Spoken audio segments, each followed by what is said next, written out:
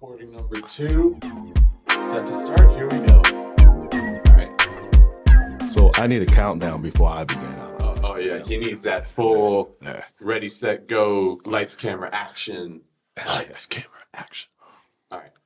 1, 2, 3. Well, particularly I like a 5, 4, 3, 2, 1, but it's okay. We'll go ahead and start. I'd like to welcome everybody. I'd like to welcome everybody to our very first podcast, man. First podcast. Under the Influence University. What we're going to do in this podcast is we're going to tell you a little bit about what's going on, what this project is called UiU, and to really give you guys a very thorough understanding and a thorough overview, we have one of our friends and one of our right-hand ladies in the house, man, Miss Paula Goins. Hell yeah. AKA PG. She will be interviewing us today so that we can inform you, the community, and our followers and our soon-to-be supporters all about this project and what we plan to bring to you guys. Over to my left-hand side, we have Brother Hellem-Brusso, man. Hell yeah. How are you doing this morning? Weird for you, didn't it? No, it did, because I normally call him something else, but we have this to. is kind of like PG, so we're not going to say my X-rated nickname I usually say to him. It's not even X-rated. That's the thing, too. So, without any further ado, I'd like to pass the microphone over to Miss Paula Goins. Hi. Okay. So, first and foremost, I think it's really important for the audience to just know how the two of you met and how you decided to become partners to develop It was under the forced. influence. I think it's really important because, you know, we see that you guys have amazing chemistry, but we don't know where it all began, and we don't know how you guys came up with this partnership, because not everybody who gets along can be partners. So why is it that you guys decided to become partners and to develop this?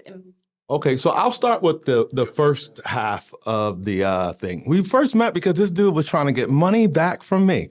That's how the relationship really began. So, and you know what? He wouldn't fucking give it to me either. No, I'm not giving said, back. He said that money already went to the mortgage, yo. That's what he said. The money went to the mortgage. You ain't getting that money back. So a few years ago, I had started because I realized that although California, we could smoke medicinally and we could smoke recreationally, but there was still no place for you to actually smoke in peace. So I got introduced to Airbnb, and I was like, this would be an excellent platform for me to cater to a community that I'm a part of, and give them a safe place to smoke. So I started Nasir's 420 Bed and Bong a few years ago. William had booked at my place, and it was during his transition. I was trying to move out to California. Yeah, I'd signed to a modeling agency at the time. And Look out for his OnlyFans, everybody. No, it's gonna be your OnlyFans that helps fund everything we're doing. But no, I'd gotten an Airbnb over at Nasir's, and he had written in his profile 420 friendly. I was moving to California for the first time, and as a connoisseur myself, I was like, okay, shit, I got to smoke in house. I get to like enjoy my first week in California. And then I meet this dude. Turns out he's a writer, and had been in the industry for a little minute, and I'm an actor and had been for several years, and we just kind of hit it off. And the main thing we shared was kind of our love for a variety of people and our love for cannabis. And it was those two things that kind of brought us together and what led us to being able to work together, honestly, because we've talked about this many times, but there's not many there's not many people that like I can work with creatively so easily. And while Nasir and I are great friends, and we've been great friends for 6+ years now, it's so much more than that, because and Nasir I view as my brother too, but it's more along the lines of being able to feel accountable to somebody, where it pushes you to be able to do the work or push past that inner self-critic that ends up coming up so much in art, and having somebody that will force you to get to that place.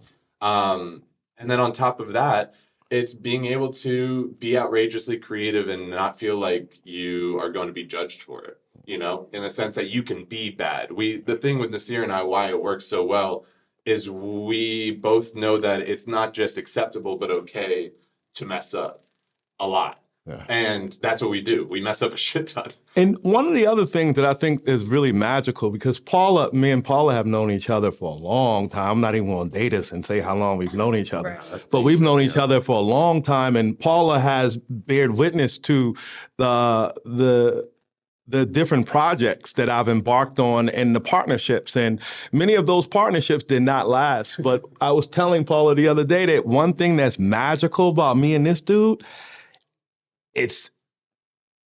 I feel like I'm not being judged. And as a creative person, when you're in a scenario where you feel like you can really get butt-ass naked and nobody's going to judge you because you got a little gut, you see what I'm saying? Like you could really go, you can, that's where creativity grows. That's where it blossoms. That's where it happens. And especially with something as especially in this day and age, touchy as comedy, right? Yeah. Like comedy's a touchy subject and hard to navigate with, I mean, both ends of the spectrum, overly woke, overly conservative, and trying to fall somewhere in the middle. Yeah.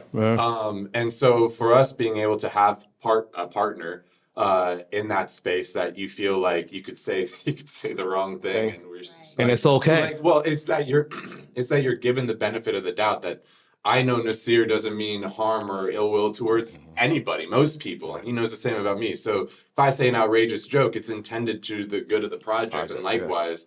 And if we catch each other going overboard, we're like, nah, you can't say that. You can't say that. Right. And that's but that's okay. That's part of the learning process and what we're doing. And just before we go on to the next one, I think it's the trustworthiness. To me, I don't think I've ever trusted someone so much other than my mother. To be real truthful. Yeah. Like this dude knows me. He knows my good, my bad, my in between, and I don't feel like I'm judged for any of my character flaws or any of just me. I feel like I can be me, and we have a trustworthiness because in the beginning, this dude was trying to push me for a co-creator credit, and I was like, he got me fucked up. We kind of go back and forth on who pushes who to do shit, and like that's a beautiful thing is like when you feel like overwhelmed and stressed, I'm there to be like, okay, man, no, this is what we got going on, this is what we're doing. And vice versa. Then that overwhelm for me would normally stop me in a project, but having a partner like you makes me have to keep going, and it's yielded this fucking storyline. And on top of it, I think we take that very much to heart, our partnership and our friendship, as part of the central theme of the show that we created under the Influence University. It's first off that every flower needs shit to grow, right? Which is very emblematic of being able to mess up and having a growth mindset, right? Yeah. Mess up, learn from it, be better, right? Yeah. And so that's a wonderful thing. But then even more so is central to the comedy is our differences and how accepting we are of that, right? So, Nasir, now going back to what you said about having a number of projects and working on a number of projects, I want to know what makes Under the Influence different? Why is this one going to be a success? Where do you see yourself making changes to make this one the success that maybe other ones maybe didn't have, as soon or as much? Like, why will this one be any different? I think the big thing for me on this project, I've always been pretty money driven. A lot of my projects, before in the past, it may have lacked passion. But one thing that I know for sure and for certain, that I am quite passionate when it comes to Mary Jane, the education of Mary Jane, living an elevated life, and really beginning to kind of demystify some of the things that we've kind of been ingrained in our head, that the person that smokes weed is a lazy person. The person that smokes weed is lacks intelligence. Or that if you smoke weed, you are suddenly now in this one box, right? Like you are this marginalized group of society. And I mean, there are people that go overboard. There are people that go overly conservative on the subject. And we've always strived to find that middle ground of like, how can we educate people, take away stigma, and be like, I mean, this guy smokes a lot of weed, but he is one of the most functional members of society that I know. It's control, and it's understanding that control about self. I think we have this black and white idea of what And nothing is ever people- black and white. Yeah, of what addiction is, of It's- what sobriety yeah. is, of what, that is for everybody versus the individual. So- Those are different things. Yeah. So, Paulo, to answer your question, I think it's the passion and I think it's the leadership. One of the reasons when before I gave Will the first copy of, at the time it was called Oaksterdam University, I was trying to put it together as a movie, and movies aren't my forte, but TV shows, I've studied that shit. I've watched Seinfeld more than anybody has ever watched Seinfeld in life. Like, I've really studied it, and I really began to kind of hone the skills of storytelling in a television series realm. So I think it's the passion, it's the leadership, it's my past experiences, because not everything has always worked out before, but I've learned from the different mistakes, and I've really put together a fucking compelling team this time, man. I would say that's a huge factor. I don't think I've ever had a team this strong, even down to like Rob, man. Shout outs to you, brother Rob. Oh, He's yeah. one of our head writers. Rob is amazing. Dell, who actually hooked up this scenario for us to film today. Martha Ruby, Katie, Paula, like obviously. amazing, like amazing. Yeah, so I would say those are the three things. What do you think?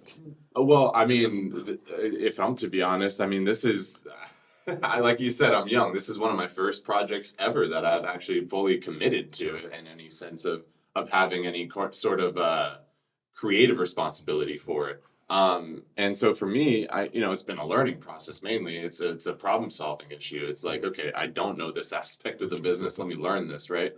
But even more so, it's been, I think, commenting on what you said, the leadership, right? I've watched you step up and be able to take on that administrative role as we've been growing this team. And I think if I'm to give you a short answer, the biggest thing for us was surrendering control.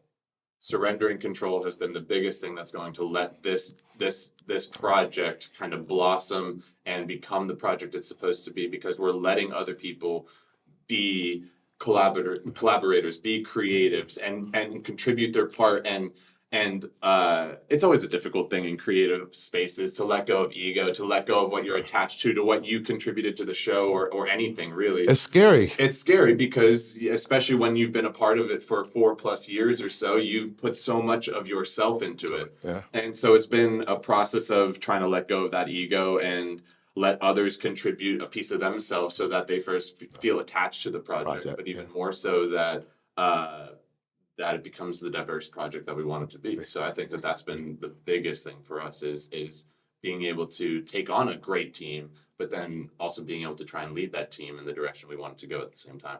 I want to ask what you guys' backgrounds bring to the project. I asked that question because you guys obviously come from two very different places. You guys grew up differently. You guys are different races. You guys have different cultural backgrounds. You guys have just different experices. Shit, we got 15+ years between each other. Yeah. Not to get Don't be trying to date me, dog. No. That's why I put plus. I'm just trying to 15+ years.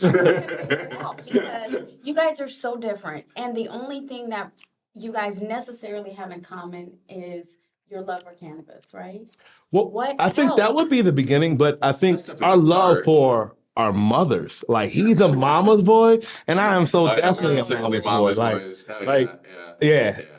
But Like- we didn't know that until after we didn't smoke a huge amount of bongs and water pipes and blunts and. I honestly, in terms of, I mean, obviously we'll get to the differences and what makes us individuals, of course, but like what brought us together, other than cannabis. I think it was weed and food. We did a lot of eating. Take those things away, we still would have hit it off. Like Yeah, that's yeah. the thing is, and if I'm to be honest, I can't really I don't know. It's too many things. Like Nasir and I. Oh, I love that. Well, one thing, I mean, when Nasir and I first met, I was in a terrible space mentally, and normally my instinct is to isolate, or was to isolate, and Nasir wouldn't let me. So that's one reason we stayed friends, is the fact that Nasir made us stay friends, which was a good thing. Like he's one of my best friends in this whole world, you know. But On top of that, like, I really don't know. I think it came down to the fact that we trusted each other early on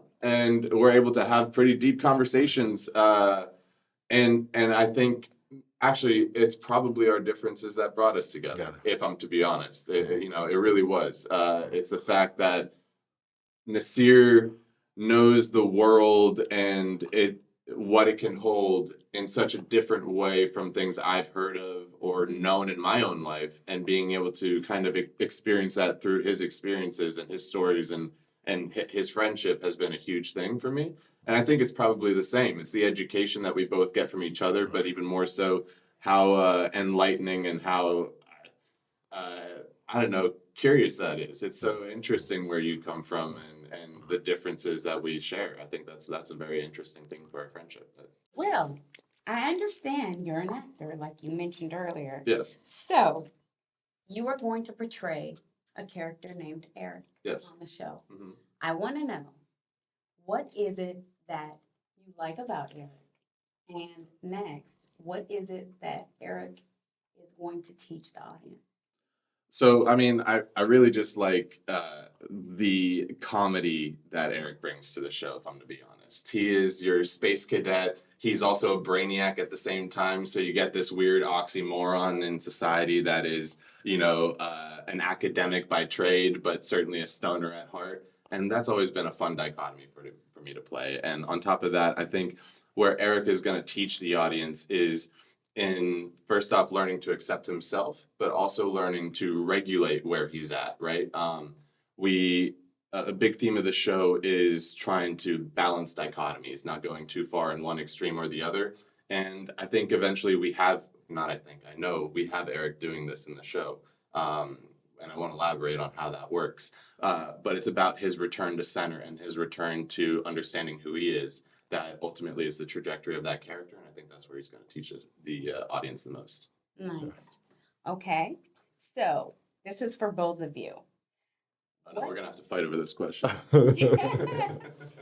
What do you feel that the audience is going to be thinking after they've watched the first episode? Man, you're coming in with some hot questions. These are Oh, some good that's questions. a really good one. What is the audience going to be thinking?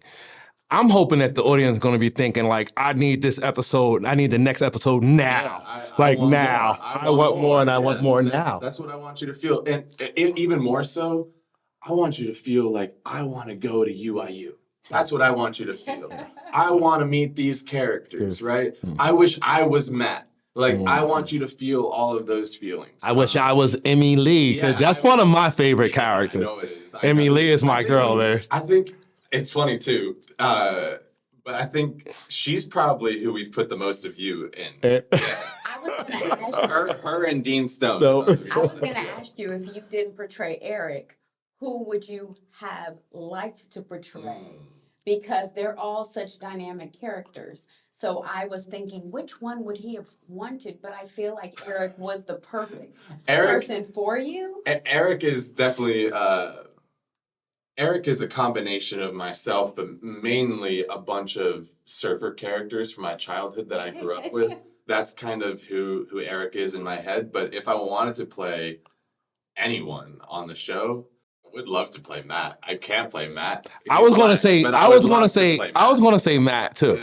Yeah. I would love to play Matt. Well, we can be transracial. You see what I'm saying? You can be like, yo, I am black. I don't care what you say. Shout out to Atlanta. That is a shout out to Atlanta, yo. Shout out Donald Glover. We take our hats off to you, bro. That was a wonderful scene. You killed it. Excellent. So I want to know, what would you say has been the biggest challenge bringing this production to life?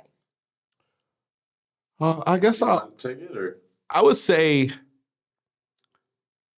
on most projects, it's usually being able to assemble the right team, which I don't have this problem on this particular project because my ace boon coon over here is like, I feel good. Like, I feel good that the leadership and the assembly of the people and the people that he's brought to the project have been amazing. But sometimes everybody that you want to go along this ride with you, sometimes everyone doesn't get to the destination. That's been a little difficult for me because personally, I love to work with people that I have a mutual understanding, a mutual love, and just a lot of respect for. And I want the people that I work with I want it to be a friendship. Like I don't want to work with strangers. And sometimes when it is that friendship, it can become a little difficult because it's like I still love you as a friend. But we can't do business. But we can't, you're not ideal for what I need to be in this role right now. And sometimes it makes it a little difficult. I have a little situation going on now, and it's nothing but love. Right. It's nothing but love. But it's like at this point where we are right now, I don't think as the driver of this bus, I don't think that this is what we need. And it makes it a little difficult. I think that's been the biggest learning curve for us, was certainly taking on the administrative role. Now we're kind of in this nice locomotive groove at the moment where we got it going on. But I think other than that, it's getting the name to be spread around enough. And that's a huge factor for us. One of the reasons why we're here, of course. Doing the podcast. Yeah, we want you to fucking know about this. I want to also ask, what sort of person would this show appeal to? I think this show appeals to a cross range of people. Like it's not I always tell people, I think the amazing thing about this world that we've created is unlike some of the other cannabis kind of stoner comedies. It's usually a heterosexual thing or a black thing or a white thing or a him thing. Or a loser thing. And in this world, like, there's no discriminating. Like, we have people of all different sexual orientations, people from all different backgrounds, people from all different socioeconomic groups here at this university, here in this world. Well, even more so, I mean, it's cool about a university, right? Because it allows us to have a diverse crowd to play with and stuff. But I think we've set up this TV show to not be a stoner comedy. And what I mean by that is that the comedy isn't centered around marijuana. Like marijuana is, or the legalization and the spreading of awareness of knowledge is definitely a part of the theme of the show. But the show is structured like any other comedy, right? And that's what we wanted to do, is we wanted to make it more of a comedy centered around a university than more of a comedy centered around stonerism, right? So in that sense, of course our audience is going to be centered around your younger 18 to 31, 18 to 35-year-old stoners, of course. But we've written the show in a way that it should be more of your general sitcom, like anything else.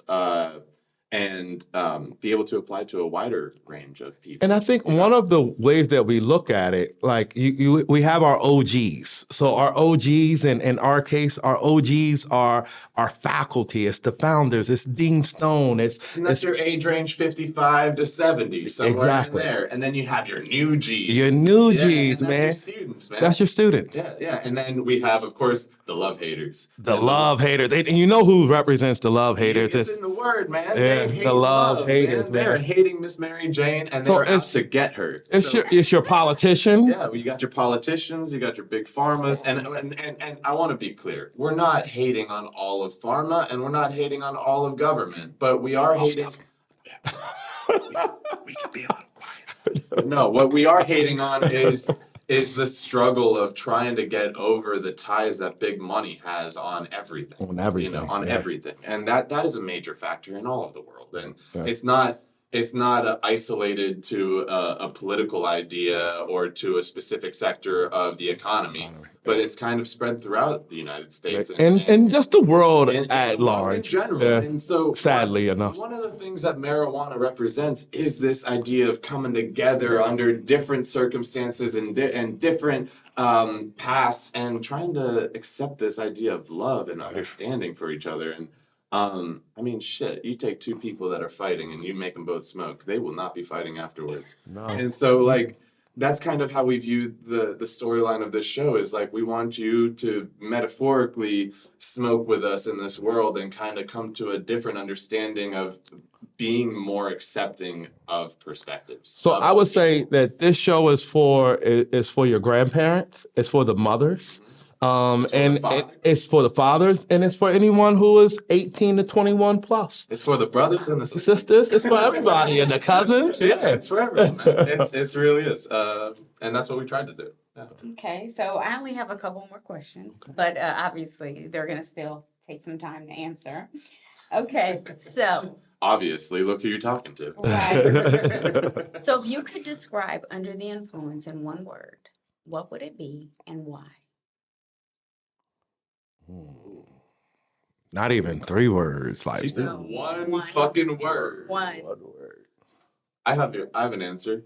For me, it's in the name, and we did that on purpose. It is influence, right? We want to influence you, and not in the way of trying to take on our perspective solely, but that like we To measure and to look at your perspective from a different vantage point. It's not the only perspective, and that's such an important thing for people to hold. And I think we're in this place of extremism, overly conservative, overly woke, and cancel culture. It's no one is trying to look at someone else's perspective and recognize that although I don't agree with it, it could be right for them, or that they're allowed to hold that perspective despite what I believe, and that's okay, like, not to bring my therapy into this, but something my therapist said the other day, she was like, you created this whole environment that you were finding yourself in because you engaged with someone else's emotions. You didn't have to say that. You could have just answered and then walked away from the problem. And it was like, I was participating in something, creating my own environment, my own hell, if you will, because I was giving them my emotion rather than regulating it and, processing it myself, and recognizing where it came from. She was like, you didn't have to engage with it. And so that's something that we kind of want to come through in the show is like, yeah, you can accept that there are other perspectives. You don't have to engage with it, and you can let that be a part of the world too. The world's big enough for all these perspectives. There's going to be a therapy session. I would see probably one of the episodes. Yes, there will be. Mental health. Real. Mental health is a huge theme of ours. From the writer's room, like we take it very seriously. Absolutely. Yeah. Because we've all we've all had our mental health journeys. I don't care if you've been in therapy or not. If you've lived, any years on this earth, you've had a mental health journey. That is what that is. Yes. So our perspective, my one word for this show would be influence. It's about trying to influence you to open your mind, expand your mind, elevate your mind, if you will. That is a great Amazing. answer. It is. Yeah. I don't have anything else to add to that. You killed it. Okay. Well, Influence, ladies and gentlemen, influence. Under the influence. And whose influence are you under? We want to revolutionize the influence, as we like to say. so good. So, this is my last question. So, I'll start with Will. So, Will, who must come to see this production on television? Who needs to see this? Ooh. Who is the person that needs to see this? Who would you call out as you need to see this? It can be Well, a I mean, person. I'm a little biased. Right? But as I believe with therapy, that everyone needs therapy, I do believe everyone should see this show. And it's not even if this is your subject to view, right? Because I said we've tried to create the show in a general sitcom. So it's more about like, I want people that are anti-marijuana to watch this show. I want people that are overly pro-marijuana to watch this show and gain some perspective because again, we've been on this theme of extremisms, right? And I want to make sure that we're able to regulate where we are and find an even balance in our life, whether we're overly consuming and it's deleterious to our mental health, or we are completely shunning a culture away that could actually be helpful to society. So I think that those two things engaging with each other and those people being able to engage with our show, that's what I want to see. And I was just expecting a person that you were going to call out No. as that main person. No, I want your This was- anti-marijuana. Okay, don't go into my answer, man. Cut him. He cut. Because he'll eat up my answer, man. I know, it was a great answer. It's the love haters, man. I want the love haters to see this show. Like anybody that has a problem with if you're anti-cannabis, if you're anti transgender people, if you're just this ignorant person that's anti-POC, people of color. If you're like a fucking Nazi in the middle of nowhere, I want you to see this show and be like, damn, am I missing out on life living in this small little box? Like, we got to expand that box, man. Let's break these fucking walls and corners off and let's just live, man. And let's not discriminate. And let's experience life. I think there was in one of his comedy specials, and I know that some of them are shunned at the moment, but Dave Chappelle said that we're living in the I love them all. I know. And you should be able to accept that and be able to let him love that. That's okay. That's okay, right? But anyway, he said at one point, we're living in the age of spin. And I think in this age of spin, there's so many things coming at us, and being able to understand that this form of change is okay, and that the coming together of the world as it has done in the internet age is the way that the world is going to move forward, and that we just have to learn to accept some of these changes and be more open to the fact that humanity is our tribe now. You know, before we used to live in like countries and we used to be these sections of people, right? But we can't do that anymore. It's a whole earth now, you know? And so being able to understand that we're human rather than like, you know, obviously we should be able to see color, right? That's important, but kind of coming to terms with the fact that we can all engage under our humanity is an important factor. And I think that's what we try and we're getting very heady here, but I think that's what we're trying to establish with like UiU. my best friend in my head. Wow. So deep.